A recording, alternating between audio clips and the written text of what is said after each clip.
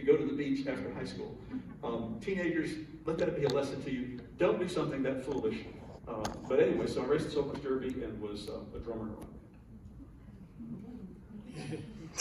A few moments ago, you mentioned that after your parents became Christians, that the church began to play a very pivotal role in your life at a young age.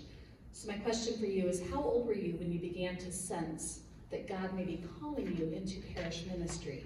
And if we could ask, how exactly did that take place? That's a good question. There were people in my life who had tremendous influence on me in my home church. Just like many of you have tremendous influence on our young people here at Imagine. One of those was Dot Wood, who when I was 9 years old, she, along with my mom, drove the carpool. And one day after school, before she dropped me off, she said, "Bruce, I think it's time that you gave your heart to the Lord." And I took that to heart. And I was 9 when I really felt like for the first time I made a commitment to Christ with my life.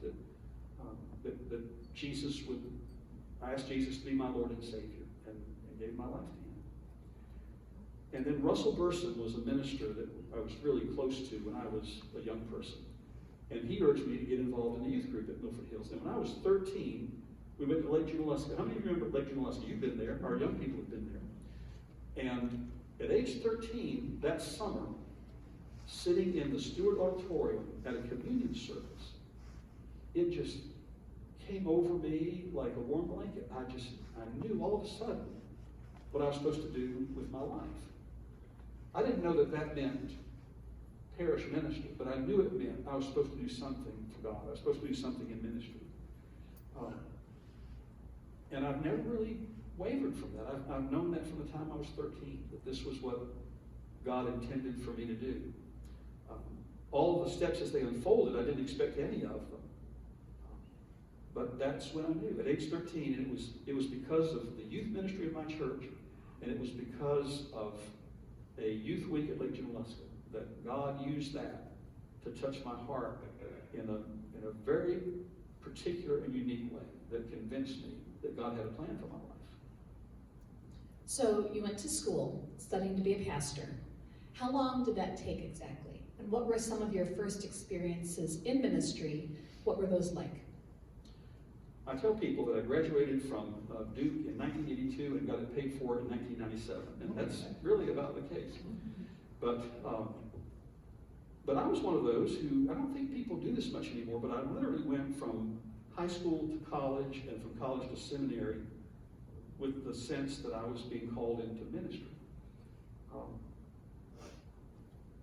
Those were incredible experiences in my life because of what God was doing within me. And it was, there are things like, I remember when I was a teenager and Martin Luther King was assassinated. And our minister took the youth group and we went to a large ecumenical service of worship at Salisbury because people were grieving over that. And it was the first time I ever experienced a worship experience that was African American and Caucasian all together. But we filled this big church. And at the end of it, the minister was preaching, asked us all to form a big circle around that sanctuary. And ended up finding myself holding hands with this little African American boy, who maybe was, 6 or 7 or 8 years old. And he looked at me and said something that I've never forgotten. He looked at me and he said, "Are you mean?" And I said, "No, I'm not mean. I want to be your friend." And that has haunted me ever since, to try to understand what was happening in his heart and mind, that he felt he needed to ask that of a white teenager. But God used experiences like that to help form and shape something within me that later influenced who I was to become. And so I found that not only the education, the training I was receiving, but those pivotal circumstances that I was experiencing had a marked influence upon my life. So knowing that you went to High Point University and also to do divinity school, during those formative years, when you were just starting out in ministry, what was God doing in your life during that time? I think God was teaching me how to think and interpret life theologically. And I was able to come under the influence of some wonderfully gifted liberal theologians. Now, liberal is kind of a bad word. It's become a bad word in Protestant Christianity these days, which I think is a shame, because what I found during those experiences was that God was helping me understand how important it was to realize that the necessity of the changed heart, but also the necessity of the social gospel. So that we're not here just to change individual lives, we're here to change the world. That's what God wants to do through us. And some of the liberal theologians that I came in touch with, people like Dr. John Berglund, Dr. Will Willimon, Reverend Dr. Bob Young, who was minister to Duke University, dean of the chapel. And that was an interesting experience because Bob was one that I just looked up to because he was the one that preached in Duke Chapel every Sunday.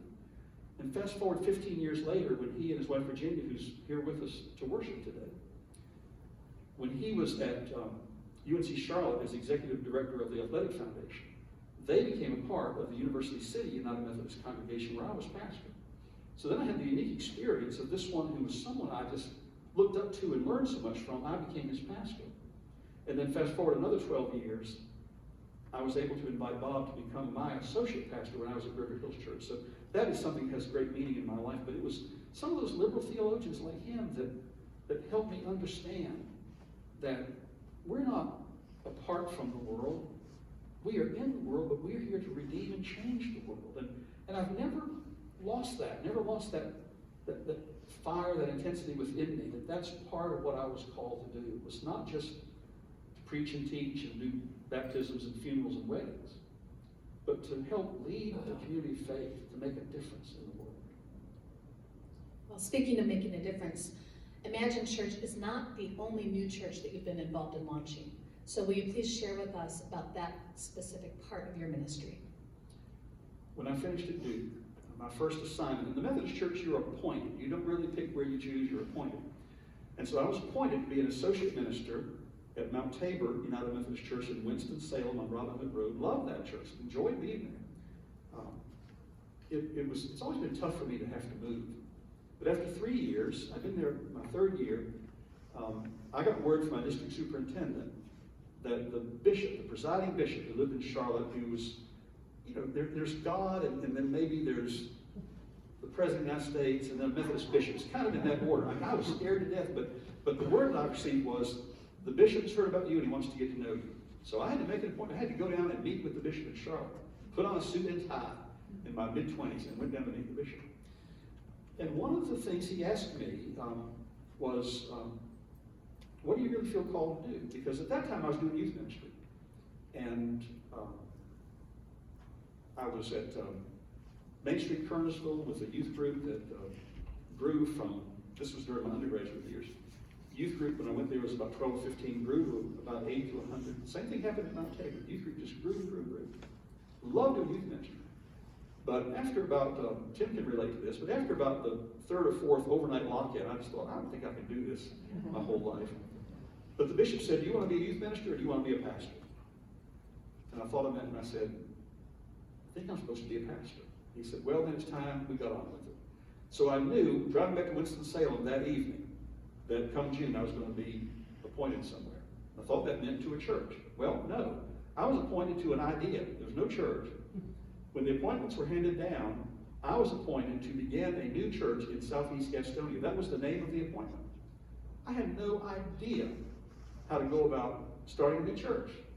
And I tell people, we prayed that church into existence. I did things that were, looking back, probably crazy. But I literally would go out in the evening and go into a neighborhood and knock on doors and tell them what, this was before the internet, before, all the online things we can do today. But I was telling them we're going to organize a new Methodist church in this area. And occasionally there'd be somebody who'd say, we'd like to be a part of that. And out of that came Christ United Methodist Church. Years later, Deborah Tadlock was the director of praise music at that church. But it was a new church start in Gastonia called Christ Church. And I was the pastor of it. And this is the first time I'd ever been pastor of a church by myself. I had no clue what I was doing. But yet God worked in the midst of that, and it grew to be a really neat congregation, a church that was so young. We went 6 years, never had a funeral, and then finally had one near the end of my ministry there. But so that kind of changed the trajectory of my ministry, and new church development became really dear to my heart. I was placed on the Bishop's Council on Congregational Development, where we would locate where new churches needed to be formed in North Carolina. Was on the Evangelism and Church Growth Commission because the churches I served kind of grew pretty rapidly back in those days. So new church development became really dear to me. But Christ Church was the other new church start that I was part of from the very beginning, as I was privileged to do here at Imagine. Well, apart from Imagine Church, what are the churches that you've enjoyed serving the most, and why? That's a good question. Honestly, I have loved and enjoyed every church I've ever served. I never predicted any of them. They were all surprises. When I was wrapping up my 6th year at Christ Church Gastonia, I got a call from my district superintendent. He said, "Bishop's going to move you this year, I believe." And I wasn't ready to move, but anyway, I went to Davidson, at Davidson College. At that time, the youngest minister ever to serve Davidson United Methodist Church. But loved Davidson. It was a great place to live, great place to raise kids. Had Lauren and Jonathan by that time. We never locked the church at night because that's what it was like in Davidson in the late 80s, early 90s. It's just a neat place. So I enjoyed the Davidson experience, and that church started growing when I was there. But then after only 3 years at Davidson, I was moved again to University City United Methodist, which used to be Belmont Park in uptown Charlotte. Belmont Park closed its doors. The remnant of those people took the money from that, went out and bought land on Harris Boulevard, and created University City United Methodist Church. Second to Imagine, I will honestly say that's the church that I really love serving the most. We just kind of clicked from the start. Those older Belmont Park people and we just seemed to really love and enjoy each other. But the growth of that church was incredible but you got to imagine, we were out there on Harris Boulevard, right when they were four-laning Harris Boulevard. And that whole area was just growing by leaps and bounds, and that church just kind of started growing with it. But I learned how to do membership classes because I was still in the mode of thinking I need to visit every family at night. I'd line up visits for 7, 8, 9 in the summertime. And ended up spending one embarrassing weekend in the hospital just from exhaustion. And I realized I've got to learn to do this more wisely or I'm going to kill myself and I could grind this ministry to a halt if I'm not careful. So we started doing new member classes. And we would take in 30 to 40 people at a time. You'd go 3 Sundays and then join on 4th Sunday. That was when people would go to church 4 Sundays in a row. They don't do that anymore either. But back then they would. But then I'd read off their names like they were my long-lost cousins, and then if I saw them at Food Line the next day, just hoped and prayed I remember their names. That was a challenge for me. But I loved every minute of the years at University City. And problem in the Methodist Church, though, is you're kind of like a college football coach. It's not a matter of are you going to move, it's just when are you going to move. And so that was part of my struggle as a United Methodist, was knowing I wouldn't be able to be there forever. But I really did enjoy the years at University City. They had just moved into their first unit just a few months before I got there. And my first Sunday there, we had 236 in worship. 5 years later, my last Sunday there, we had 1,230. I mean, it grew from 1 to 2 to 3 services. And we just kept adding staff, and the church just kept growing. But we built the Disciple Center while I was there, which was their second phase. That was a fun experience. Lake Wiley first became your home in 1999, and you served as senior pastor at River Hills Church for 12 years, leaving there at the end of 2011.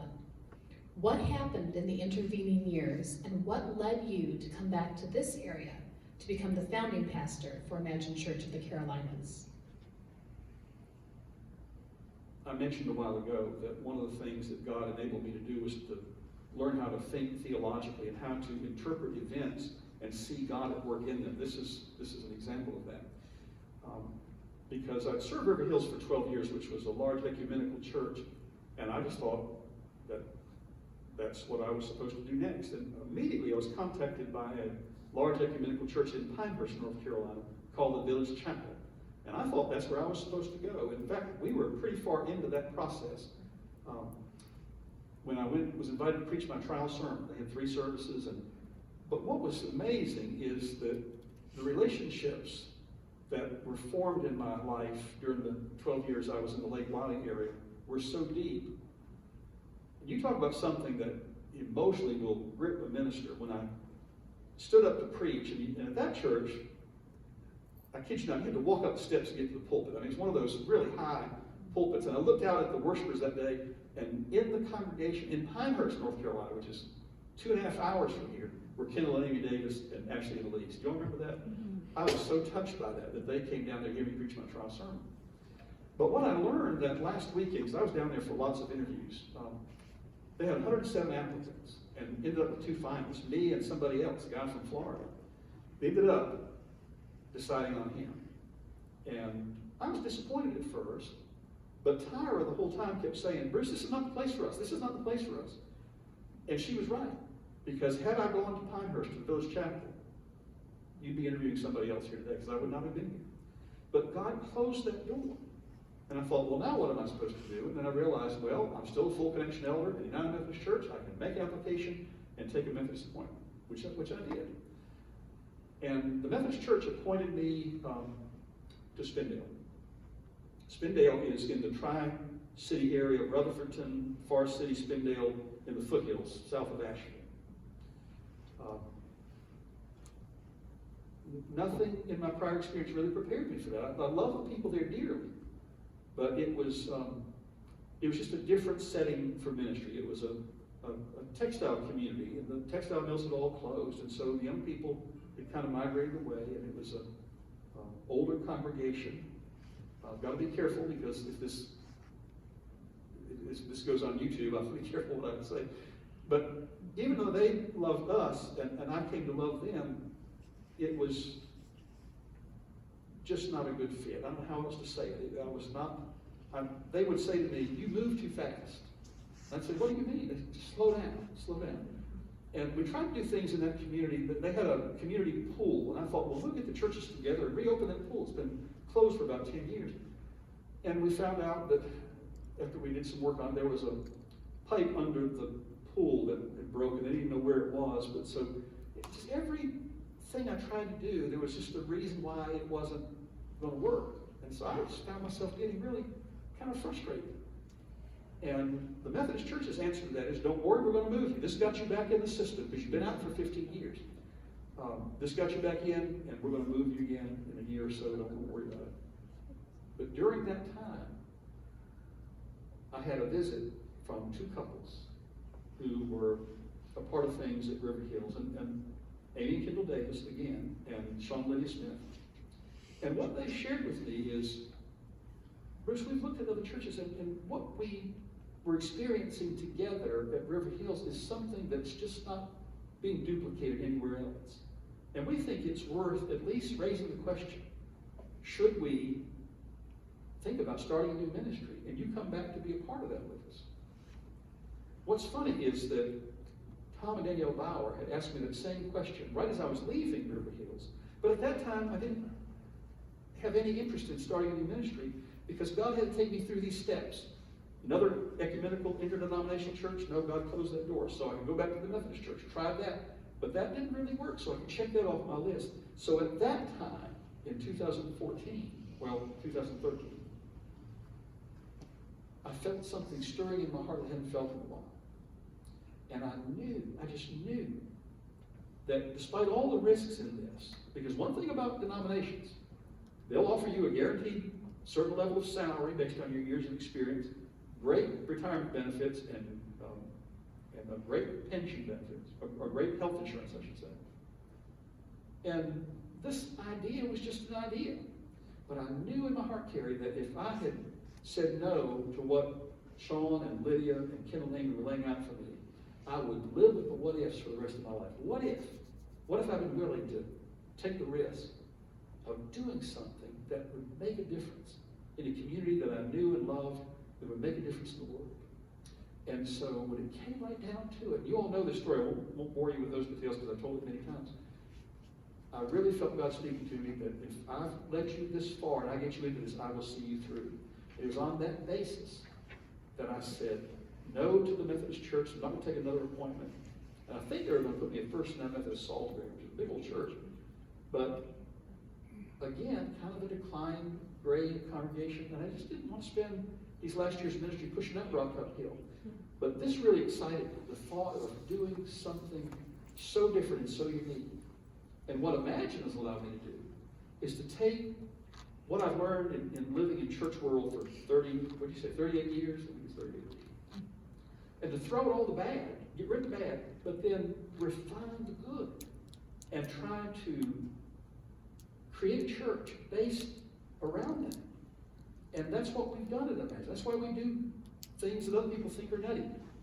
How many people here have actually stood here and joined Imagine Church? Nobody, because we don't have formal membership. Why? Because we don't need it. Because that's looking at things as being an institution or another organization. You don't need another organization in your life. You got enough. We focus on belonging. And that's been a key to understanding Imagine Church, is that this is a big gathering of Christ followers far more than it is a typical church. I'm sorry, I got carried away. Now, you alluded to this, and you've mentioned the United Methodist Church. You've obviously spent a lot of your life with the United Methodist Church. So why isn't this Imagine United Methodist Church? Why are we not part of a denomination? A few of you remember what a tough thing that was in the beginning, because at first I didn't know if the Methodist bishop was going to allow me to do this. But there were several reasons. It was, to put it simply, it was just not a part of the vision that we would become denominational. That little group in the beginning, the Gilkisons, the Davises, the Smiths, there were a few others, Danielle and Tom were part of it at that time, didn't really see any value of us becoming denominationally affiliated. Kendall couldn't get over the fact that the Methodist Church decides who the clergy will be. And literally, he knew what that meant is I could be at Imagine 3 or 4 years, and then the denomination would say, whoops, we need Bruce somewhere else, we're going to appoint so-and-so to be your pastor. That was part of it. Part of it was just, there are things in denominational life that just did not seem to bring any value to that little group. They wanted this to be, again, a gathering of Christ followers that was broadly ecumenical, open to people from all walks of faith and all walks of life, but not tied to a particular denomination. So I had to go to the bishop and say, no, we're not going to become a United Methodist congregation. They dangled a little bit of startup money in front of us, but not a whole lot. But I was able to do this, and I don't think I've ever told this publicly, but I'll tell you now. The only way I could do it was I barely had enough years in to retire as a United Methodist pastor, and that's what I did. I very quietly took retirement. The scary thing about that is, in the Methodist system, once you retire, that's it. There's no coming back the next year saying, whoops, made a mistake, I'd like to unretire. You can't do that. It would close that door forever. And so that was, and Amy, I remember talking with Amy about that experience, and she prayed with me that day. That was the tough thing for me, because I knew that I was closing that door forever. But this was worth it. This was worth it. To come and be part of something like this. And sink or swim, whether it worked or not, at least I will have tried. But you know what? Then I was starting to receive the confirmation that just happened over and over and over again. The house that we had rented in Lake Wiley becoming available to us because the couple wanted to vacate the lease early so they could move to Palisades. Starting out at Palisades Episcopal School, they let us meet there. Never said yes to a church, they said yes to us. Then this falling into our laps, being able to be here. The Sunday in 2017, I announced, I'm not going to try to build this too expensive. 5 days later, Tom Bauer called me and said, Bruce, Danielle, and I decided we wanted to make something possible for the church. And out of that came the land that we have now. And then in Tom's estate was a gift that allowed us to build. I mean, you talk about divine confirmation, one after another, that validated that taking a risk for God sometimes is the wisest thing we could ever do. So you've been doing this now for, 38 years? You still enjoy it, right? So what are some of the things that you've learned along the way? Good answer. And how in the world do you remember everyone's name? Yeah. That's a trick question. Yeah, if I could do this for another 38 years, I would. I really can't imagine a better way to spend one's life than what I've been able to do. And certainly there are ways to get wealthier, I suppose, but not in terms of rich experiences, pleasant memories, and deep relationships. There's not a life that can equal this in those regards. And so, yeah, I've loved every bit of it. And as I said earlier, being able to interpret life through the lens of God at work has been one of the most profound things that I've learned. And I see it time and time and time again. And I wonder sometimes why other people can't see it. Because some people look at certain circumstances and they'll say, well, that's just a coincidence. Or you always were lucky. I see it as evidence of how God is at work in people's lives. And I see that time and time again. I see it almost every time I'm with a family when a loved one is preparing to leave this earth and go to heaven. I see it when I do weddings. I see it when I do baptisms and hold those little babies. And when I show them to the congregation, they know this is about them. They just know it's about him or about her. When I'm with individuals sometimes, there are those moments when I just feel like I could just quit speaking because God is speaking in the midst of that relationship. Those are some of the things that I've been privileged to see. In answer to your other question, I mentioned University City a while ago. I read once that an average person can remember somewhere between 800 and 1,000 names. And that church grew to over 1,500 while I was there. And I thought, this is really challenging for me if I can't know everybody's names. There are kind of tricks to it. I had a speaker once that I went to teach you how to remember names, and it was really kind of worthless because he failed at his own experiment because he asked everybody to tell him his name, and then he went around to tell everybody later what their name was. But one guy's name was John Fitzgerald. And he said the way you do it is you associate their name with somebody that you already know or somebody who's famous. And when he went around to name everybody, he got to that guy and he said, "You're John Kennedy." Well, no, it was John Fitzgerald, but I can see what he was doing in his mind, can't you? John Fitzgerald Kennedy. So I realized gimmicks are not really necessary or valuable. But what I do remember when I meet someone is that this is a child of God, that God loves deeply, and that Jesus died for. And every person I've ever met is unique. I had in Winston-Salem 2 twin girls who were identical twins. Lisa and Lloyd were their names. But I had to really study them to realize who was Lisa and who was Lloyd. But what I realized is their facial inflection when they spoke was just a little bit different, and I learned who was Lisa and who was Lloyd.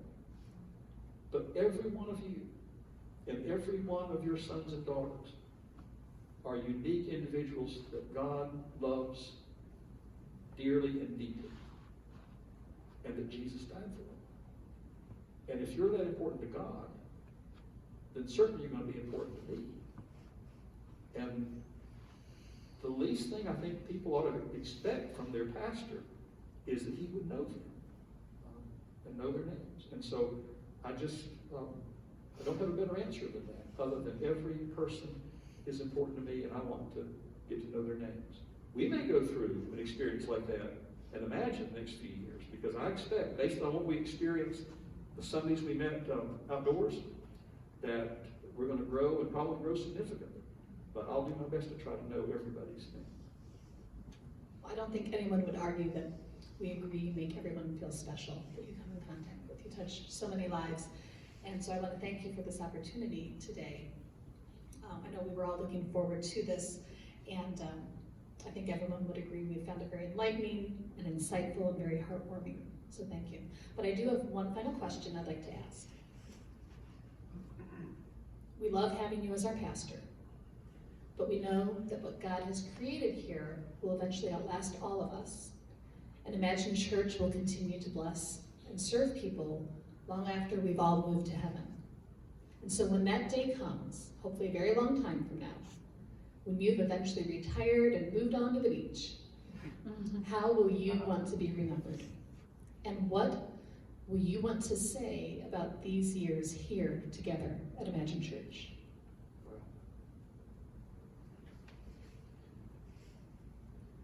You know, over the years, sometimes after I preached, people come up to me at the door and they will say, I really enjoyed that sermon today. There are times I want to just take that person by the shoulders and look in her eyes or his eyes and say, yes, but did it change your life? The point is this. I learned very early in my ministry, and I'll share with you in a moment one of the ways I learned this, is that this absolutely is not about me. It is all about Jesus. When I became a Methodist minister back in my early 20s, I realized pretty quickly that they publish a journal every year, and they list every minister's salary in that journal. And I looked at that journal when I was young and realized, well, look at this. Look at, he's making more than I am, or I'm making more than this person. I realized quickly how deadly that could be. And I had to put down that journal and never look at that again, because if I came to believe that this was in any way about me, then I would do a disservice to the churches I was serving, and I would do a disservice to the God who called me into this work. And you can find a lot better pastor than me and a lot better preacher than me. But I will tell you this, I have realized every day of this ministry that this is not about me, and it's not really about us. It's about God. It's about what God wants to do in His world and with His creation. And I'm privileged, I'm humbled by it, but I'm privileged by the fact that I'm kind of a conduit of that. I'm a conduit that can somehow, through the feeble attempts at preaching or teaching or leading a church, that is able to take the grace and the love of Almighty God and allow that to intersect with you. That is a profound human experience, to be able to see that, to observe that, to witness that. And that's what I've been able to do all these years. And that's why you need to know, I've got to be honest with you, retirement is not on the radar for me yet. I mean, maybe one day, but maybe I'll be like Charles Stanley. He finally retired at age 85. This is going to scare you all, I know. I may not go to 85. But for the next year, my plan is to be your pastor. And then we'll look at it again. But I hope and expect the next year, the next year, the next year, I want to be your pastor because it brings me so much joy. And let's be honest, what on earth would I do? I don't play golf, I don't play tennis. I would drive Kyra crazy, I would follow her around just like Tucker, her dog, follows her around now. I'd be the same way. She'd sign me up for the Peace Corps just to get me out of the house. But there's just so much joy in doing this. And as long as this ministry is meaningful and effective, and I feel like I can be effective, then I want to continue to serve here with you. I'll not serve any other church beyond Imagine. I mean, when it's time for me to hang this up, that's when I will hang it up. But I want to enjoy these next years. But it is all about Jesus. And in fact, through the walk to Emmaus, about 16 years ago, I heard a song that David Giles sang that I realized, this is my song, because it captured my heart better than any that I've ever heard when I think about these years of ministry. And I thought about that this past week, kind of figuring you'd ask me a question like that. And I called on Steve, who's new at our church, new in our praise team, and asked him if he knew the song, if he would sing it. And this is an indication that God was in this, because he said yes to both. He said yes, he knew the song, and yes, he would sing it. And this song is really what expresses ministry for me. And when the time does come, when it's time for me to step down and for you to get a new pastor. This is the message that I'd like for you to feel in your hearts that day. I'd like you to hear from me. And so as we close this, I'm going to ask Steve to come up and sing this song. Carrie, thank you for doing the interview. After the song, I'll close with a prayer. Express thanks to Carrie.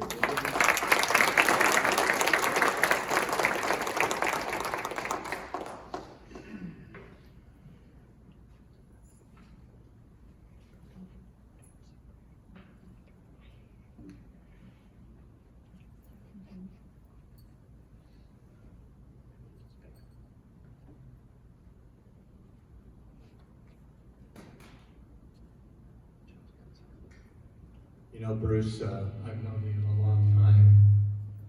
And one of the things I realized when you were talking is that you dedicated, baptized my 37-year-old daughter. If I'd known you were such a rookie, then I might have been more careful. But it worked.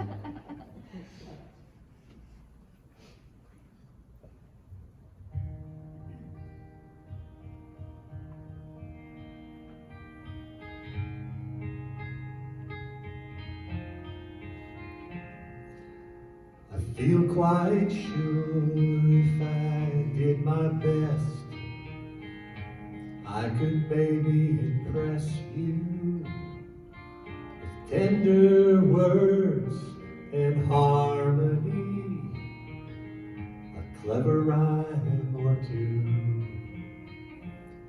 But if all I've done in this time that we've shared is turn your eyes on